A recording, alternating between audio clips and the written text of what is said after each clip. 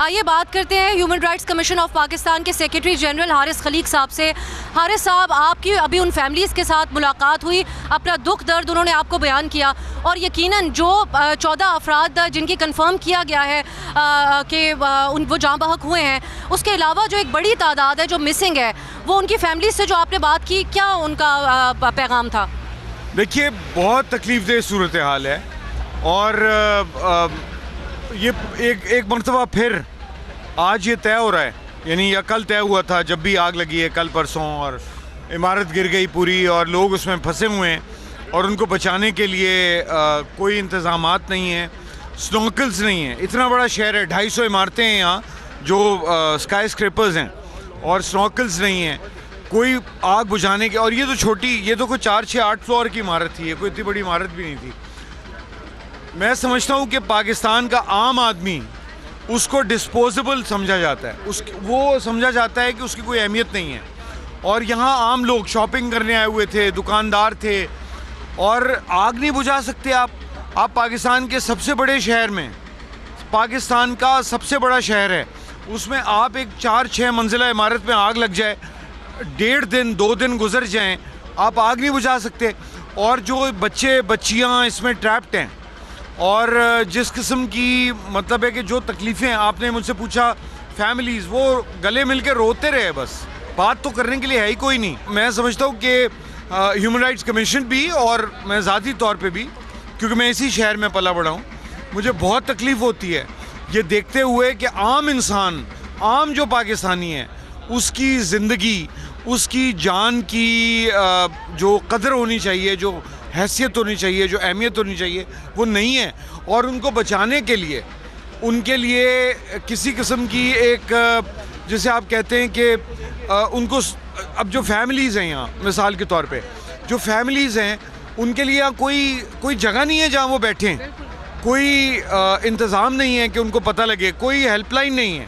और हमें कोई सरकारी कोई ओहदेदार भी उनके साथ इस वक्त नज़र नहीं आता। हारिस साहब, हमने ये देखा कि वो बहुत मायूस भी हो चुके हैं क्योंकि वो कल से बिलखुसूस यहाँ पर बैठे हुए हैं, लेकिन आपसे लिपट कर रोने लगे और अपना वाक़या बयान करने लगे। हुकूमत से क्या मुतालबा था इन फैमिलीज़ का?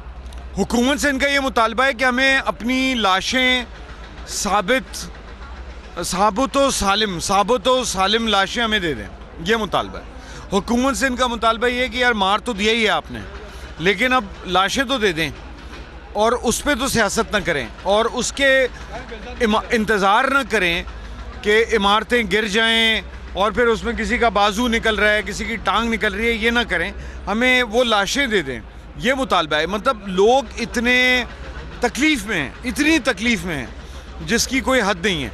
और ये हम सारे पाकिस्तान में ऐसे ही देखते हैं, सारे पाकिस्तान में ऐसी है। कराची पाकिस्तान का सबसे बड़ा शहर है और उस शहर में अगर एक 4 मंजिला 6 मंजिला इमारत गिर जाए और लोग रेस्क्यू ना किए जा सकें और आग लग गई, जिस तरह से भी लगी, अभी तो पता भी नहीं है किस तरह लगी, अभी तो उसकी कोई तहकीक नहीं हुई है, लेकिन आग लग जाए और वो इमारत गिर जाए और उससे हम लोगों को रेस्क्यू ना कर सकें 1.5-2 दिन में, तो ये क्या है?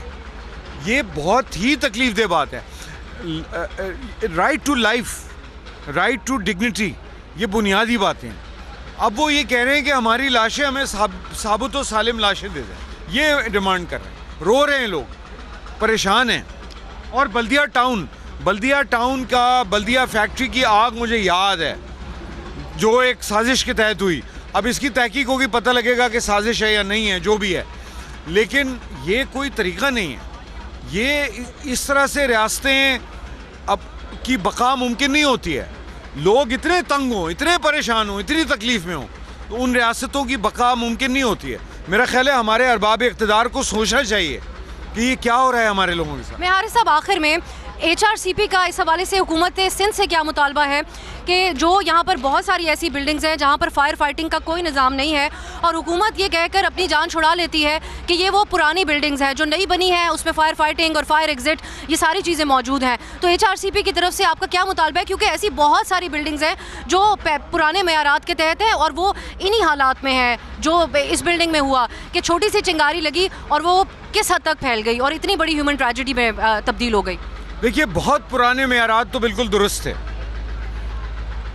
आपने जो फरमाया ना कि पुराने मेयारात, बहुत पुराने मेयारात जो कराची में कंस्ट्रक्शन के थे। फ्रेयर हॉल को तो कुछ नहीं होता, जलजला आ जाए, तूफ़ान आ जाए। कराची की जो पुरानी इमारतें हैं उनको कुछ नहीं होता। ये नई इमारतें 70, 80, 90 की दहाई में जो बनी हैं, ये किसी रेगुलेशंस के तहत नहीं बनी कराची शहर में।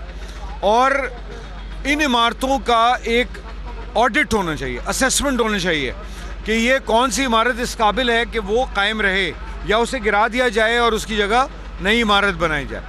हाउसिंग के मसाइल हैं, लोगों के रहने के मसाइल हैं, यानी स्पेसेस का ज़ाहिर बड़े शहर में एक मसला होता है, लेकिन जो रेगुलेशन है उसमें कोई दिलचस्पी नहीं है, किसी तरह की दिलचस्पी नहीं है। सिंध सरकार का सिर्फ मसला नहीं है, ये पूरे पाकिस्तान में।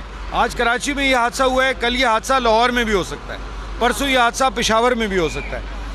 और मेरा ख्याल है कि तमाम जो हमारे अरबाब इक़्तिदार हैं, उनको अरबाब इक़्तिदार को सर जोड़ के बैठना चाहिए कि खुदा का वास्ता है, खुदा का वास्ता है कि ये जिन लोगों के लिए मुल्क है, ये जिनका मुल्क है, जो शहरी हैं, आम शहरी हैं, उनको भाई कोई थोड़ी सी बाइज़्ज़त ज़िंदगी, उनकी जानों की हिफाजत, उनके लिए बाइज़्ज़त रोज़गार, तो ये तो रियासत का अलमिया है।